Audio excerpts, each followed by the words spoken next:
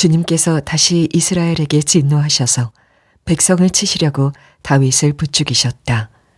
너는 이스라엘과 유다의 인구를 조사하여라. 그래서 왕은 데리고 있는 군사령관 요압에게 지시하였다. 어서 단에서부터 브엘세바에 이르기까지 이스라엘의 모든 지파를 두루 다니며 인구를 조사하여서 이 백성의 수를 나에게 알려주시오. 요압이 왕에게 백성의 수를 보고하였다. 칼을 빼서 다룰 수 있는 용사가 이스라엘에는 80만이 있고 유다에는 50만이 있었다. 다윗은 이렇게 인구를 조사하고 난 다음에 스스로 양심의 가책을 받았다. 그래서 다윗이 주님께 자백하였다. 내가 이러한 일을 해서 큰 죄를 지었습니다. 그러나 주님, 이제 이 종의 죄를 용서해 주시기를 빕니다. 참으로 내가 너무나도 어리석은 일을 하였습니다. 그날 가시 다윗에게 와서 말하였다. 여부스 사람 아라우나의 타작마당으로 올라가셔서 거기에서 주님께 제단을 쌓으십시오. 그러나 왕은 아라우나에게 말하였다. 그렇게 해서는 안 돼요. 내가 꼭 값을 지불하고서 사겠소. 내가 거저 얻은 것으로 주 나의 하나님께 번제를 드리지는 않겠소. 그래서 다윗은 은 53개를 주고 그 타작마당과 소를 샀다. 거기에서 다윗은 주님께 제단을 쌓아 번제와 화목제를 드렸다. 다윗이 땅을 돌보아 달라고 주님께 비니 주님께서 그의 기도를 들어주셔서 이스라엘에 내리던 재앙이 그쳤다.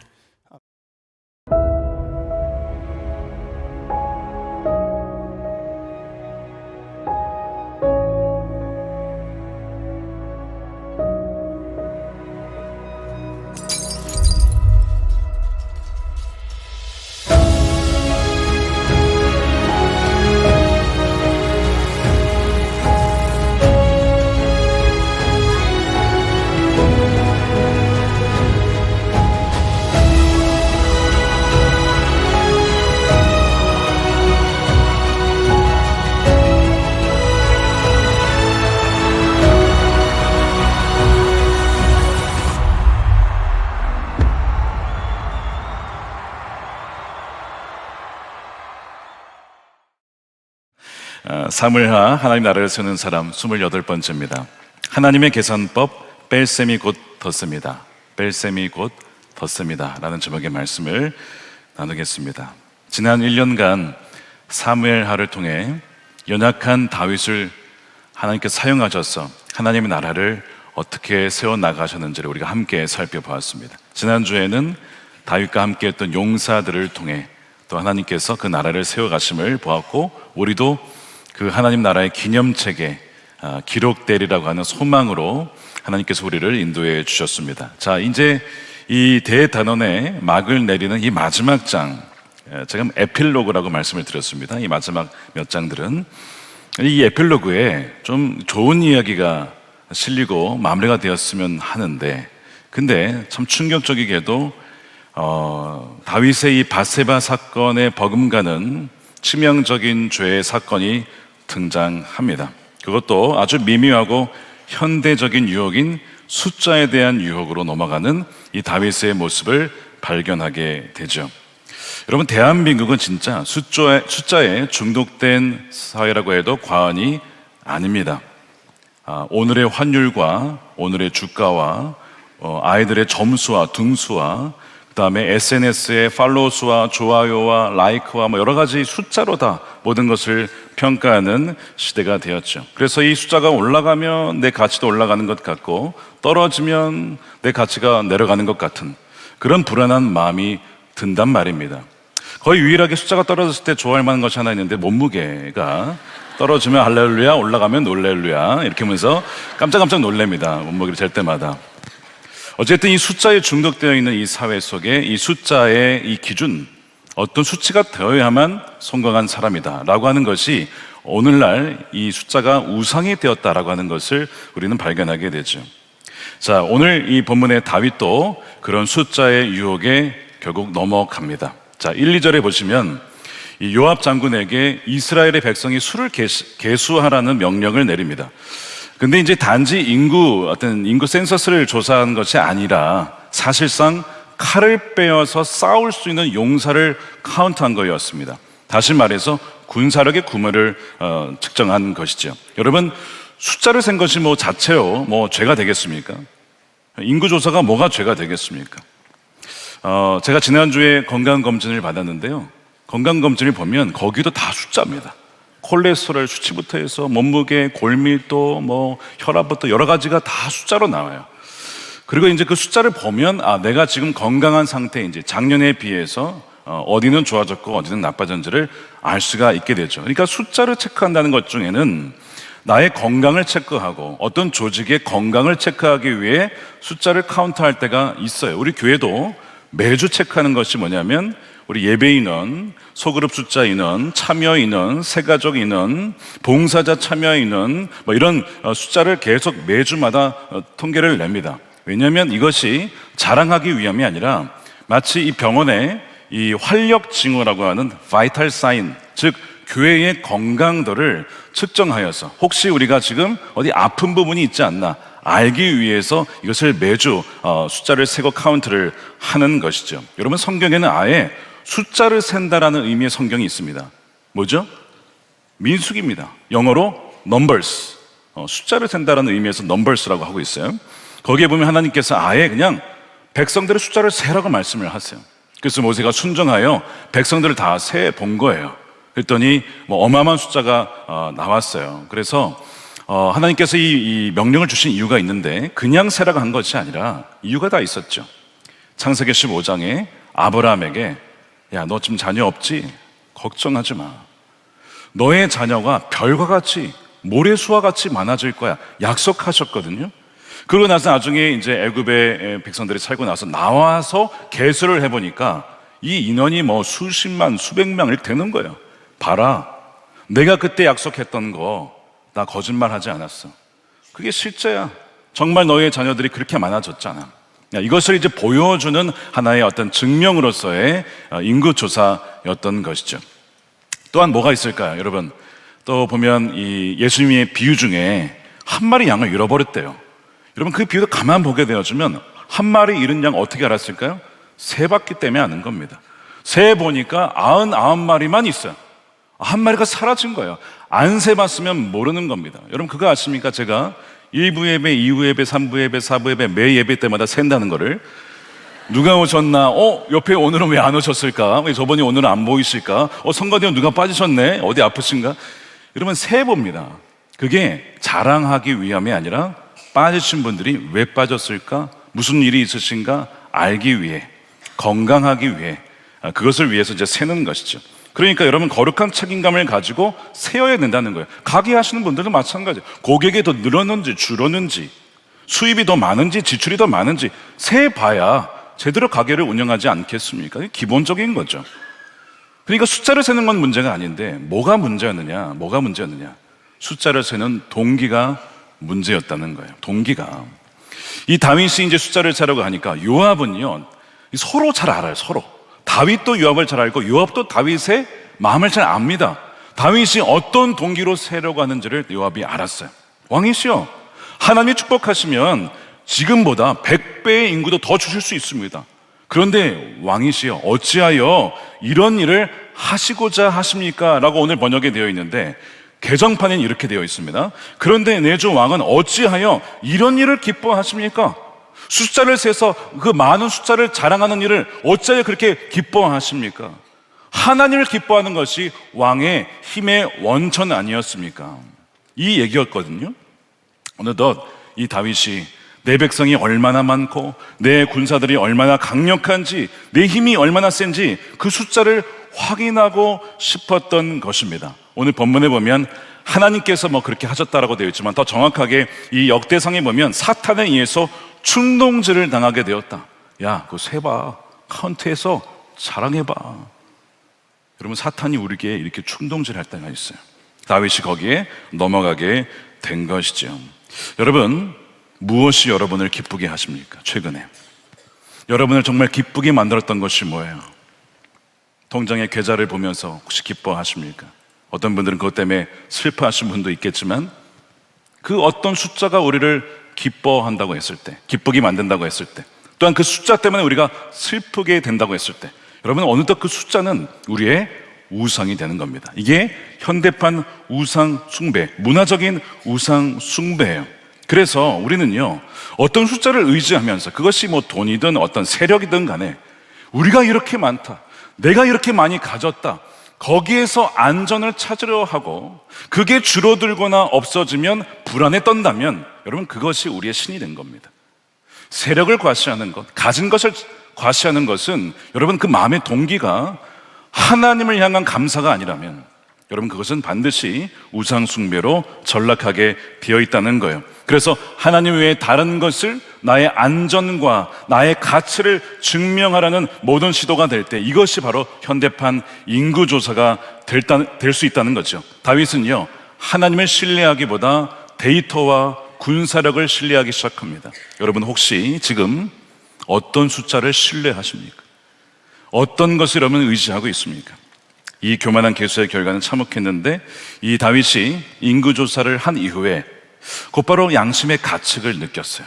그러니까 본인이 안 거예요. 내가 이걸 왜 카운트를 했는지. 이 숫자를 의지하려고 했던, 자랑하려고 했던 것을 알고 양심의 가책을 느끼고 회개합니다. 주님, 제가 이런 일을 해서 큰 죄를 지었습니다. 저를 용서해 주십시오. 제가 참으로 어리석은 일을 했습니다. 여러분 다윗이 참 하나님 마음에 맞는 사람이다 라고 하는 이유는 우리가 살펴봤지만 죄를 안 지어서가 아니에요. 죄인 중에 죄인입니다. 그런데 다윗이 왜 여전히 그 이후에도 역대 왕들의 기준이 되었냐? 다윗처럼 정직하게 행하였다, 아니면 다윗과 달라서 정직하게 행하지 아니었다. 왜 기준이 되었냐? 죄를 안 지어서가 아니라 죄를 지어도 깨닫고 회개하고 돌이키는 것, 이 영적인 민감함이 다윗의 참 귀한 점이었어요.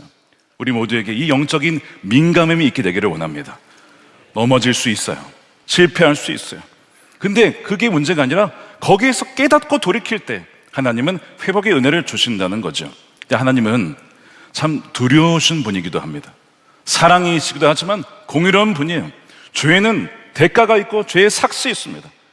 다윗이 회개하였는데 용서해 주시죠. 그런데 징계가 있다는 거예요. 징계가. 사랑하는 자에게 징계를 주세요. 세 가지 옵션을 갓 선지자를 통해서 주십니다. 첫 번째 옵션이 7년간의 흉년, 두 번째가 3개월간 원수에서 쫓겨다니는 것, 세 번째가 3일간의 전염병입니다. 여러분 같으면 뭘 선택을 하시겠어요? 다윗이 다른 것보다 하나님의 손에 의해서 심판받는 것이 낫겠습니다. 해서 전염병을 선택을 합니다. 여러분 하나님은 정말 무서우신 분이에요. 두려울 줄 알아야 합니다. 그냥 좋은 게 좋은 거야, 넘어가는 분이 아니라고 하는 거예요. 우리를 사랑하시기에. 여러분 사랑하시면 하나님은요 징계하십니다. 여러분 자녀를 사랑하십니까? 자녀를 사랑하기에 뭐 합니까? 훈육하죠. 징계하죠. 사랑하니까 하는 거예요. 남의 자식이야 뭐 그렇게 되든 말든 여러분 무슨 상관이에요? 정말 사랑하는 사람은 징계를 해요. 돌아와야 된다. 하나님이 다윗을 사랑했기 때문에 그 마음의 우상, 숫자에 대한 우상, 세력에 대한 우상에 대한 부분들을 꺾으시기 위하여 징계를 주신 거예요. 3일간의 전염병을 택했는데 기간이 가장 짧죠. 7년 3개월 3일이니까. 근데 사실은 가장 어떻게 보면 강력한 징계였어요. 첫날에 7만 명이 죽습니다. 7만 명. 어마어마한 숫자가 죽어요. 저는 이제 이런 말씀을 읽으면요 좀 약간 이해가 안 가요. 다윗이 범죄했어요. 그것도 그냥 숫자 센 겁니다. 물론 자랑하기 위함이긴 했지만, 근데 그렇다고 해서 왜 애꿎은 백성 7만 명을 죽이다니? 이건 좀 너무하지 않나? 하나님이 그런 분이신가? 그것이 정말 하나님의 공의인가? 라는 생각이 들 정도입니다. 저는 말씀을 좀 읽다가 왜 하나님이 이렇게 하셨을까? 근데 말씀을 가만히 다시 읽어보니까 그게 아니에요. 그게 아닙니다. 우린 다시 1절부터 읽어보시면 왜 하나님이 이 백성들을 치셨는지를 알게 됩니다. 자, 1절 보시면 주님께서 다시 이스라엘에게 진노하셔서 백성을 치시려고, 이미 백성을 징계하시려고 작정을 하신 상황에 어떻게 할까 하다가 다윗을 통하여 하신 거예요. 이미 뭔가 하나님을 진노케 하는 일이 있었다는 것이죠. 자, 다시라는 표현에 그 전에 이런 비슷한 일이 있었다는 겁니다. 언제입니까? 우리가 살펴봤어요. 사울의 통치 기간에 기브온 족속을 불의하게 죽임으로써 3년간 흉년이 있었습니다. 다윗이 그 수습을 잘 했습니다. 다시 진노케 하는 일이 또 있었다는 거예요. 본문은 그게 뭔지 정확하게 말을 안 하고 있는데, 많은 학자들이 이게 도대체 뭐였을까를 이렇게 얘기를 합니다. 그 중에 하나가 무엇이냐면, 가장 유력한 것인데, 압살롬의 반역과 세바의 반역에 가담했던 사람들입니다. 이게 뭐가 문제냐? 사실 백성들의 관점에서는 다윗이 범죄했을 때 이렇게만 생각했을 거예요. 사울이 범죄했을 때 불순종하여서 하나님이 사울을 폐위시키시고 다윗을 세웠단 말이에요. 똑같이 생각했을 겁니다. 다윗이 간음하고 살인했으니 하나님께서 그를 폐위시키고 그의 아들 압살롬을 세우나 보다, 이렇게 생각을 했을 거예요. 근데 그것만이 아니라고 하는 거예요. 이제 다윗은 늙었어요. 나이가 많아요. 능력이 없어 보여. 그래서 젊고 유능하고 힘 있는, 그리하여 우리나라가 더 부강해질 수 있는 그 왕을 세우자라는 마음으로 압살롬을 따라갔을 겁니다. 백성들은 이것을 혁명이라고 생각했을 겁니다. 근데 하나님 보시기에는, 하나님은요, 징계는 있었지만, 다윗을 징계하고자 한 것은 많지만 왕을 바꾼다는 얘기는 하신 적이 없어요. 그런데 백성들은 그것을 뒤집어 엎어 버린 것이죠. 그리고 하나님이 세운 왕을 버리고 자기 눈에 보기에 화려한 왕, 강력한 나라를 만들 수 있는 힘 있는 왕을 선택한 것, 이것이 하나님 보시기에는 명백한 배교다, 간음이다라고 본 것입니다. 그래서 반란은 진압되었는데, 이스라엘 백성들 안에 있는 뭐가 있는 겁니까? 힘과 규모와 어떤 세력에 대한 욕망, 하나님보다는 그것을 더 신뢰하고자 하는 이 백성들의 움직임, 이미 영적인 분위기가 이렇게 흘러가는 것을 하나님이 왜 모르시겠습니까? 우리의 중심을 보시는 분이신데요. 그래서 하나님께서 기다리신 거예요. 이 백성들이 회개할까? 하나님, 우리가 잘못했습니다. 그때 다윗 왕이 물러갔을 때 우리가 그 다윗 왕을 그래도 이렇게 지지했어야 됐는데, 우리가 잘못했습니다. 회개하느냐? 회개하는 것을 하지 않고 그대로 넘어가니까 하나님께서 진노하셔서 백성들을 이제 징계하시는 장면이 오늘 본문의 말씀인 것이죠. 말씀드린 것처럼 단순히 다윗이 인구조사한 게 아니라 칼을 뺄 수 있는 상비군, 어느 나라를 침략할 수 있는 제국주의적인 나라로 발전할 수 있는 단계 속에 이 나라가 변절되어 가는 거예요.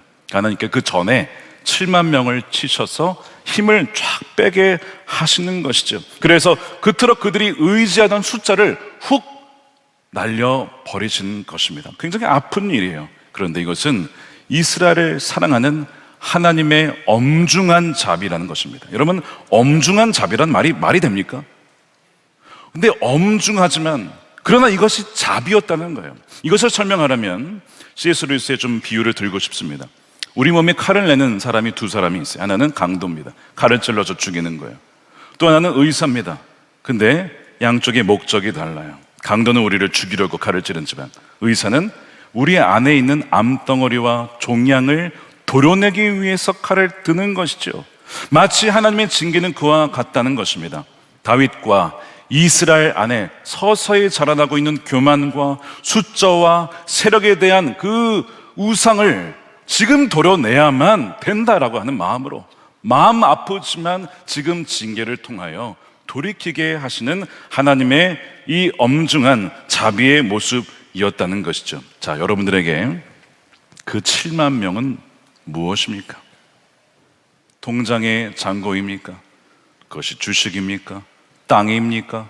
부동산입니까? 연봉과 인맥과 팔로워수입니까? 여러분, 다 하나님이 주신 복이죠. 주신 은혜입니다. 자, 그런데 어느덧 그것이 내가 의지하는 군대가 될 수가 있는 거예요. 그래서 하나님은 때때로 우리가 그렇게 마음이 변하신 것을 알고 우리가 그 의지하는 숫자를 가차없이 치십니다. 마이너스로 막 때리시는 거예요. 매출을 줄이게 하시고요, 통장의 계좌를 줄이시고요, 주식을 막 꺾어버리시고, 이런 식으로 막 치시는 거예요. 하나님이, 너 도대체 뭐 의지하고 있냐? 너 나만을 의지한다며? 너 모든 것이 주님의 은혜라며? 하나도 당연한 건 없다며? 하면서 사실은 숫자를 의지하는 우리의 사실은 삶을 가차없이 치는 것이 현대판 7만 명의 징계인 것이죠. 그래서 재정적인 손실이 오기도 하고요, 건강을 치시기도 합니다. 수치가 막 떨어지는 거예요. 건강 수치가. 관계가 단절이 되기도 하고요. 그렇게 자랑했던 포지션, 직위 해제가 되기도 합니다. 끔찍하죠. 절대 그런 일이 없을 줄 알았는데 오늘날 레이오프가 된 거예요. 잘린 거예요. 이런 일들이 벌어져요. 여러분, 마이너스의 사건들 너무나 마음 아픈 것이죠. 여러분, 하나님께서 우리 삶에 이렇게 거두어 가실 때, 뺄셈을 하실 때 우리는 정말 죽을 것 같아요. 힘들어요. 왜 하나님 나한테 이렇게 하시는가? 근데 여러분, 우리를 죽이려고 하는 게 아닙니다. 살리기 위해 헛된 의지의 대상을 제거하시는 거예요. 그래서 이 상실은요, 그것만 보면 저주처럼 보여요. 그런데 사실은요, 저주가 아니라 은혜인 것입니다. 내가 가짜 안전장치인 것을 의지할 때 하나님 그걸 빼시는 거예요. 빼야만 진짜 우리의 의지가 되시는 하나님을 붙잡게 되니까, 하나님의 은혜가 더해지니까 하나님은 뺄셈을 통해서 하나님은 더해주시는 은혜를 부어주시는 것입니다. 하나님은 때리시다가도 그런 긍휼이 있는 분이에요. 다윗이 뭐라고 하냐면 14절에 다윗이 가자게 대답하기를 괴롭기가 그지없습니다. 그래도 주님은 자비가 많으신 분이니 차라리 우리가 주님의 손에 벌을 받겠습니다. 이 다윗의 믿음은 틀리지 않았어요. 결국에는 징계를 받다가 하나님이 딱 멈추시죠. 그것이 16절입니다. 주님께서는 재앙을 내리신 것을 뉘우치시고 그만하면 됐다. 이제 너의 손을 거두어라. 이 천사의 손을 거두어라. 이렇게 얘기를 하시면서 명하십니다. 하나님께서 재앙 내리시기를 뉘우치셨다라고 하면 꼭 하나님이 후회하신 것처럼 느껴지는데, 여러분 그렇지 않습니다. 영어로 이 grieved, 슬퍼하셨다는 거예요. 징계를 하시다가 마치 여러분 자녀를 훈육해 보시면 자녀를 훈육하는데 마음이 아파요. 슬퍼요. 근데 사랑하니까 안 할 수는 없어요. 마치 그와 같은 마음이죠. 바로 주님께서 그렇게 느끼셨다는 거예요. 자기 백성이 고통받는 것을 보며 가슴이 찢어지는 슬픔을 느끼셨다 하면서 그래 이제 됐어 거기까지 하자라고 하셨다는 것이죠. 이 진리를 온몸으로 살아낸 많은 이 기독교 역사 인물 중에 한 명을 꼽으라면 하나님의 은혜로 이 찬송가를 작사한 데니엘 휘틀이라는 소령이 있습니다. 남북전쟁 당시에 북군의 유능한 장수였습니다. 장교였는데요, 자랑할 것이 굉장히 많았어요. 젊었습니다. 명예도 있었고요, 군인으로서 승승장구했고요, 이 정말 생명 가든 오른팔로 이 전쟁에서 정말 많은 명성을 얻었습니다. 이 자랑할 만한 숫자가 많았던 사람이에요. 자, 그런데 이 크리스천입니다. 게다가 오늘 전투에서, 이 백스버그라는 전투에서 오른팔에 총탄을 맞습니다. 그러니까 기록에 보면 거의 사실상 이제 팔을 쓸 수 없게 되는 장애인이 되죠. 병원에 실려와서 치료를 받고 깨었는데 이 팔을 이제 쓸 수가 없다라는 이야기를 듣고 얼마나 좌절을 한지 모릅니다. 그의 자랑을 다 하나님이 거두어 가시는 것 같은 거예요. 그렇게 깊은 절망 속에 있을 때 그가 이제 북군 소속인데 이 남군의 17살 소년이 죽어가고 있는 소식을 듣고 병원에서 그가 크리스천이니까 그를 위해서 기도해 달라고. 근데 자기도 지금 굉장히 힘든 상황이에요. 갔는데 뭐 그 소년을 어떻게 자기가 무슨 자격으로 기도해 줍니까? 그래도 기도해 달라는 부탁에 그가 딱 보니까 하나님 앞에 진짜 아무런 힘이 없는 존재임을 자기가 깨달아요. 그가 이렇게 고백을 합니다. 하나님, 여기 죽어가는 한 소년이 있습니다. 그리고 그 옆에 생명을 구원할 능력이 전혀 없는 껍데기뿐인 죄인인 제가 있습니다. 주님, 이 소년의 죄를 용서해 주시고 저의 죄도 용서해 주십시오. 오직 주님의 은혜만이 우리를 살릴 수 있습니다. 근데 이 소년이 굉장히 죽음의 공포에 휩싸여서 두려워하다가 이제 이 휘틀 소령이 복음을 전하고 기도를 해주자 점점 평안을 찾고 나중에는 이제 그 주님을 영접했다는 기록까지 있을 정도로 그렇게 주님을 맞이하고 그리고 이제 편안한 모습으로 이제 죽음을 맞이합니다. 그 장면을 보면서 바로 그날 두 번째 그의 회심을 경험합니다. 그의 책이 두 번 회심한 사람이라는 책인데 어쨌든 거기에 그가 고백하기를 내 힘을 상징하던 팔을 잃어버린 그날 오히려 나를 붙잡아 주시고 나를 사용하시는 하나님의 전능하신 팔을 만나게 되었다라는 이런 고백을 하게 돼요. 그가 원래는 이제 군인 전역을 하면 사업을 하려고 했는데 이 사업가에 대한 길을 접고 D.L. 무디라는 전도자의 초청을 받고 함께 전도 사역을 하게 됩니다. 그가 작사, 작곡, 여기 된 은사가 있었기 때문에 함께 다니면서 찬양을 부르는 거예요. 자, 그런데 그가 이 팔을 다쳤을 때 쓴 찬양이 이 하나님의 은혜로라는 찬양입니다. 하나님의 은혜로 이 쓸데없는 점 왜 구속하여 주는지 알 수 없도다. 그렇게 교만하고 자랑하고 자신의 힘을, 능력을 의지했던 그 사람, 그러나 팔을 꺾으심으로 나를 구원해 주시고 진짜 이제는 정말 주님의 은혜로 살게 된 것을 고백한 것이죠. 내가 믿고 또 의지하면 내 모든 형편 아시는 주님 늘 보호해 주실 것을 나는 확실히 아네라고 이런 가사를 가지고 고백할 때 그의 삶을 통해 증언한 겁니다. 가는 곳마다 많은 이들이 주께로 돌아옵니다. 한 곳에서는 600명이 동시에 회심할 정도로 강력한 주의 역사가 있었어요. 사랑하는 여러분, 그는 더 이상 오른팔은 쓸 수 없었지만 하나님께서 그의 팔이 되어주시고 하나님께서 그의 인생을 붙들어 주셔서 진짜 그의 남은 인생은 하나님께서 사용하시는 인생이 되었다라고 그렇게 고백을 합니다. 사랑하는 여러분, 저와 여러분에게도 하나님이 붙잡아 주시는 은혜, 우리의 힘을 빼고 하나님의 은혜가 더해지는 은혜를 누리는 여러분들이 되시기를 축복합니다. 다윗도 마찬가지예요. 이 전염병 때문에 참 재앙을 당했지만 오히려 다윗은요, 어깨에 들어갔던 뽕과 힘을 다 뺍니다. 목에 힘줬던 걸 다 뺍니다. 진짜 모든 것이 은혜임을 비로소 고백하며 진정한 예배자로 다시 두 번 거듭나게 되죠. 사랑하는 여러분, 무너진 숫자를 세지 마십시오. 하나님께서 여러분의 손에 쥐고 있던 것을 가져가신 것은 빼앗은 것이 아니라, 뺄 셈이 아니라 오히려 여러분의 손을 비워서 뺄 셈을 통해 하나님의 손을 더해 주시려는 하나님의 계산법인 것을 믿는 여러분 되시기를 축복합니다. 7만 명이 죽고 난 뒤에 다윗이 서 있는 것은 왕궁이 아니라 먼지 나고 냄새 나는 아라우나의 타작마당입니다. 가장 높은 곳에 오르려 했던 다윗이 가장 낮은 곳에 처절한 실패 현장으로 내려 앉았어요. 그리고 거기에서 이 다윗은 주님께 예배를 드리는데 뭐라고 되어 있냐면 25절에 거기에서 다윗은 주님께 제단을 쌓아 번제와 화목제를 드렸다. 다윗이 땅을 돌봐달라고 주님께 비니 주님께서 그의 기도를 들어주셔서 이스라엘에 내리던 재앙이 그쳤다. 자, 번제는 회개입니다. 회개의 제사입니다. 뭘 회개하는 거예요? 지금 다윗의 죄는 이겁니다. 하나님이 다 주신 거예요. 그의 인생도, 왕위도, 군사력도, 통일 이스라엘도, 그의 용사들도 다 하나님의 은혜로 주신 건데 어느덧 그가 어떻게 한 겁니까? 마치 이것이 내 것인 것 마냥 사유화한 죄가 있어요. 마치 이건 내가 한 것 마냥, 하나님의 은혜를 취하여 내가 한 것 마냥 취했던 사유화의 죄를 그가 고백을 하는 것입니다. 여러분, 얼마든지 우리도 그렇게 할 수 있어요. 교회를 사유화할 수 있고요. 여러분, 우리의 기업도, 여러분 일하시는 곳도, 모든 것 누구의 기업입니까? 우리가 주님의 기업입니다 라고 해놓고 실제로는 다 내 기업이야, 다 내 거야, 내 직장이야, 내 가정이야. 맞죠? 그렇지만 여러분, 우리의 자녀 누구의 거예요? 하나님의 자녀를 잠시 맡겨준 거예요. 아이들 금방 떠나갑니다. 보니까 내 자녀가 아니에요. 주님의 자녀가 맞아요.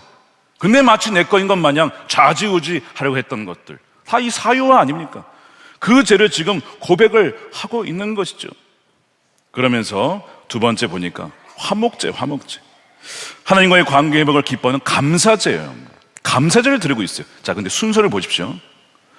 재앙이 그쳐서 감사제를 드리는 게 아닙니다. 감사제를 드리고 재앙이 그쳤어요. 이 순서를 기억하십시오.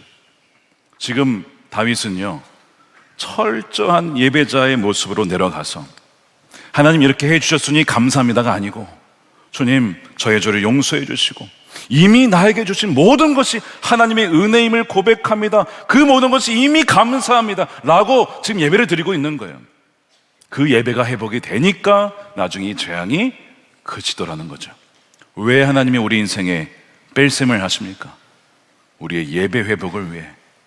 왜 하나님께서 우리의 건강을 뺄셈을 하십니까? 옛날에는 그렇게 하나님을 찬양한다고 좋아하고 말씀도 읽고 기도도 하고 막 그랬는데 어느덧 그냥 기도하지 않아도 괜찮아요. 살만해요. 그냥 형식적으로 예배하게 되어주는. 그렇구나. 하나님께서 뺄셈을 통해서, 재정의 뺄셈을 통해서, 건강의 뺄셈을 통해서, 관계의 뺄셈을 통해 어디로 우리를 인도하시는 거예요? 아라우나의 타작마당에 그 먼지 나는 곳으로 내려가게 하시는 거예요. 처음 그 예배의 마음, 처음 감사했던 그 마음, 하나님 제가 무엇이 간데 저를 왕에 오르게 하셨나이까 라는 그 감사의 마음을 회복시키기 위하여 저 냄새나고 먼지 나는 아라우나의 타작마당까지 뺄셈을 통하여 온전히 하나님의 은혜만 붙잡게 하는 그 덧셈의 은혜를 부어주시려고 우리를 그렇게 낮은 것으로 인도해 가신다라고 하는 것입니다. 찬송가 중에 참 제가 유독 좀 은혜 받는 찬송가가 하나 있어요. 여러 가지 참 너무 많지만 그 중에 하나가 면류관 벗어서라는 찬양입니다.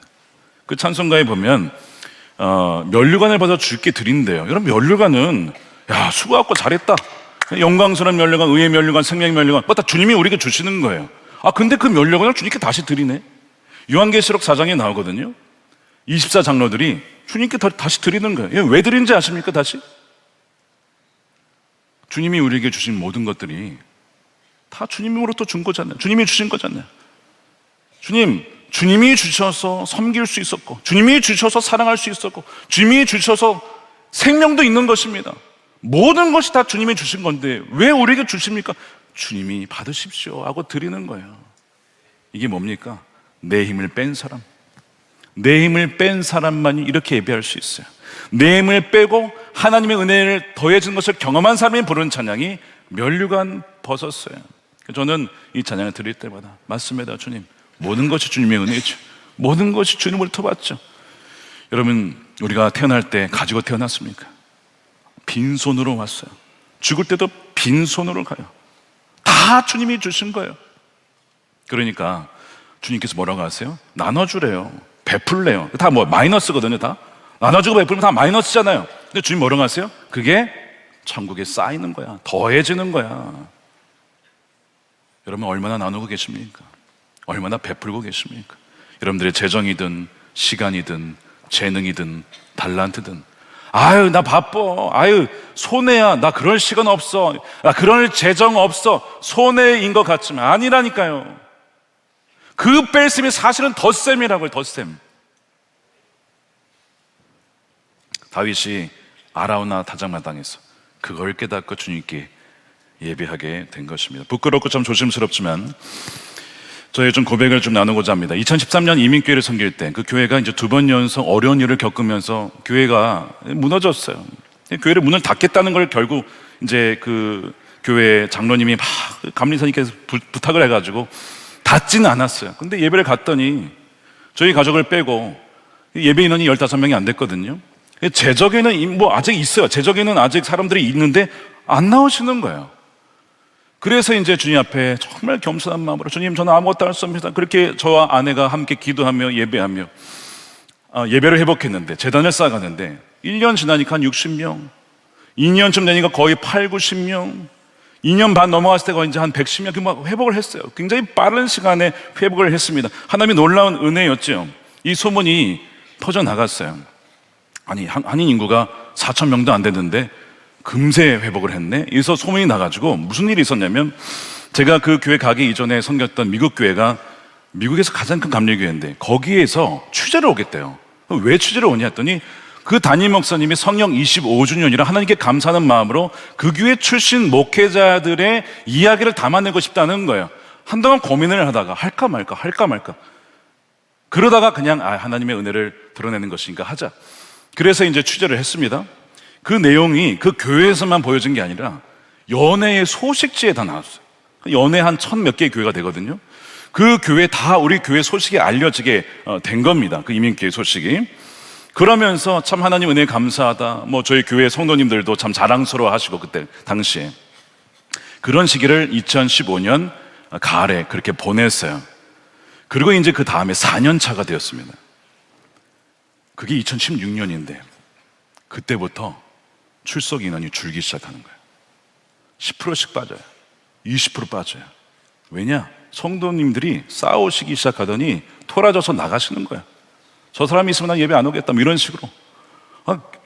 기가 막힌 일이 막 벌어지는 거예요. 그래서 인원이 참 많이 줄었던 때가 2016년입니다. 저와 아내로서는 참 힘든 시기, 지금도 생각하면 가장 힘들었던 시기를 보냈어요. 그때는 이유를 몰랐는데 성님들의 문제가 아니라 저와 아내의 문제였어요. 뭐였을까요? 그 전년도에 하나님이 하셨습니다라고 간증하는 것처럼 보였지만 사실은 뭘 자랑했느냐? 우리가 이렇게 빠르게 성장했습니다. 이렇게 빠르게 회복했습니다. 그것을 자랑을 하고 있는 거예요. 우리가 이렇게 괜찮습니다. 제가 이렇게 괜찮은 목회자입니다. 그렇게 자랑을 했던 것을 나중에서야 깨달았어요. 하나님의 징계였죠. 그 해를 참 힘들게 보냈습니다. 하나님께 다시 첫 마음으로 겸손히 주님, 우리는 아무것도 아닙니다 고백하고 그렇게 2017년을 맞이했어요. 하나님이 귀한 동역자를 보내주셨습니다. 영어 예배를 할 수 있는 동역자를 보내주시고 또 그의 말에 또한 찬양인도 할 수 있는 또 보내주시고 뭐 이렇게 하나님이 동역자를 보내주셔서 2018년, 2019년은 그 이전과 비교할 수 없는 하나님의 은혜가 부어졌어요. 깨어졌던 가정이 화목하게 되어지고 믿음을 잃어버렸던 자녀들이 돌아오게 되어지고 뭐 이런 일들이 계속 2020년까지 벌어지게 된 거예요. 돌아보면 바로 그 시기가 하나님의 은혜가 다시 회복되는 시기였는데 지금 보니까 제가 내년이 4년 차. 그래서 제가 그 일을 반복하게 당하지 않도록 하기 위해 올해 주님 앞에 더 겸손히 주님, 정말 다 주님이 주셨습니다. 저는 아무것도 아닙니다. 주님이 세워주셨고 주님이 주셨고 주님이 감당할 수 있는 힘을 주시고 모든 것이 주님의 은혜입니다 라고 고백하지 않을 수가 없는 거예요. 여러분이 혹시 자랑하신 것이 여러분의 숫자이십니까? 여러분, 교회 자랑하지 마세요. 사람도 자랑하지 마세요. 어느 누구도 자랑하지 마세요. 자랑하는 순간 거둬가실 수 있어요. 자녀 자랑하는 순간 어떻게 될지 몰라요. 여러분, 자랑할 게 주님의 은혜밖에 없습니다. 주 십자가의 보혈밖에 없습니다. 그것만 자랑하는 저와 여러분이 되었으면 좋겠습니다. 이것이 오늘 다윗의 고백인 거예요. 자, 여러분, 아라우나 타작마당이 어디였는지 오늘 성경에 보니까 역대하 3장에 모리아산이었대요. 여러분, 모리아산은 아브라함이 이삭을 죽이려고 칼을 들었다가 아브라함아 멈추어라 했던 칼을 멈췄던 바로 그것이죠. 그리고 오늘 이 아라우나 타작마당에서 역시 천사의 칼을 멈추게 하십니다. 바로 그곳이에요. 근데 나중에 수백 년이 흘러서 그 모리아산의 기슭에 또 어떤 산이 있냐면 골고다 언덕이죠. 산이라기보다 언덕. 그 골고다 언덕에 예수님이 오셔서 거기에서 얘기를 하시는 거예요. 아버지여, 이 양들을 가게 하시고 나를 치소서. 그래서 그 칼을 주님이 맞으십니다. 십자가에서 우리가 받아야 될 저주와 징계와 전염병과 모든 것을 주님이 대신 맞으시고 우리에게 회복과 생명을 주셔서 그 저주가 영원히 그치게 되는 것이 바로 여러분 갈보리 십자가의 은혜인 것입니다. 우리는 평생 이 은혜를 자랑해야 됩니다. 이 은혜를 자랑하고 알리고 복음을 증거하는 자가 되어야 된다는 것입니다. 예수님께서 우리를 위해 생명 전부를 값으로 치러주신 거예요. 사랑하는 여러분, 오늘 말씀을 이제 시리즈를 정리하면서 이 마지막은 다윗의 화려한 어떤 성공을 끝나지 않고 인간의 처절한 실패와 그 실패를 덮으시는 하나님의 압도적인 은혜의 이야기로 끝이 납니다. 여러분, 이것이 복음인 거예요. 여러분, 혹시 실패하신 분이 계시십니까? 인생에 숨기고 싶은 실패의 자리가 있으십니까? 내 교만 때문에 무너진 자리가 있으십니까? 내 욕심 때문에 관계가 깨어진 자리가 있습니까? 교만 때문에 무너진 자리가 있습니까? 여러분, 두려워하지 마십시오. 그 실패의 자리, 교만의 자리를 회개할 때에 여러분, 그 모든 무너진 자리를 여러분의 아라우나의 타작마당으로 삼아 보십시오. 그러면 그 모든 실패와 모든 것을 재료로 삼아서 결국에는 하나님께서 거룩하신 성전으로 저와 여러분들을 세우실 줄로 믿습니다. 사랑하는 여러분, 하나님 나라를 세우는 사람은 완벽한 사람 아닙니다. 연약하지만 또한 넘어지지만 그러나 회개하고 실패를 고백하고 또한 돌아서서 십자가를 붙드는 사람을 통해서 하나님은 하나님의 나라를 세워 나가시는 것입니다. 하나님의 계산법은 다르다고 말씀을 드렸어요. 세상의 계산법과 다릅니다. 하나님의 계산법은 나의 힘을 뺄 때, 어깨의 힘을 뺄 때, 목의 힘을 뺄 때 하나님의 은혜가 더해지는 것입니다. 이 믿음을 가지고 부르신 자리에서 하나님의 나라를 세워나가시는 저와 여러분이 되시기를, 그리고 모든 영광을 멸리거나 주님께 내어드리는 저와 여러분의 삶이 되기를 주님의 이름으로 축원드립니다.